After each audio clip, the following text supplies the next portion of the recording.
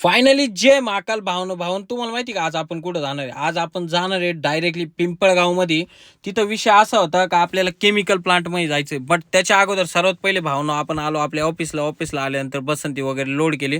त्याच्यात आण्याने मला फोन केला का आणे मला बोलला का म्हणे मला पण यायचं. म्हटलं ठीक आहे बाबा चाल म्हटलं. त्याच्यात विक्रांतचा पण फोन आला म्हणे मला यायचं. म्हटलं ठीक आहे. फायनली भावनो आपण निघालो पिंपळगावच्या प्रवासाला. आणि पिंपळगाव मध्ये पोहोचल्यानंतर त्या केमिकल प्लांट मध्ये जिथं गेलो, एवढं खतरनाक केमिकल होतं ना भावांनो, का तिथला जो सिलेंडर होता का एक मेकॅनिकल फोमचा, डायरेक्ट सडून गेला होता. सडून एकदम गंभीर परिस्थिती झाली होती नाही का त्या सिलेंडरची. बघू शकते तुम्ही, बघा मी डायरेक्ट असे कातडे वगैरे वडून काढत होतो नाही का तिथले. आणि तिथले आपल्याला काही फायर एक्सटिंग्विशर वगैरे पण द्यायचे होते, त्यांचे रिफिल करायसाठी आणले होते नाही का. तर फायनली आपण ते फायर एक्सटिंग्विशर वगैरे पण दिले त्यांचे. आणि केमिकल प्लांट पण बघितला. म्हटलं बाबा इथं काही खरं नाही. म्हटलं इथं जास्त वेळ जर थांबलो ना आपण पण, तर 10 वर्ष आपली पण लाईफ कमी होऊन जाईल नाही का तिथं. आणि त्याच्यात तो सिलेंडर पण खोलत नव्हता, फार आवळू चिवळू मी खोलत होतो.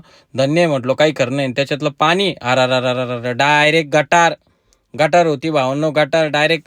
म्हणजे असं समजा 10-1 वर्षापासून तो सिलेंडर पण खोलेला नव्हता. आणि त्याच्यात जो सिलेंडर होता का, तो सिलेंडर डायरेक्ट म्हणजे स्क्रॅप झालेला होता नाही का, फुटलेला होता सिलेंडर.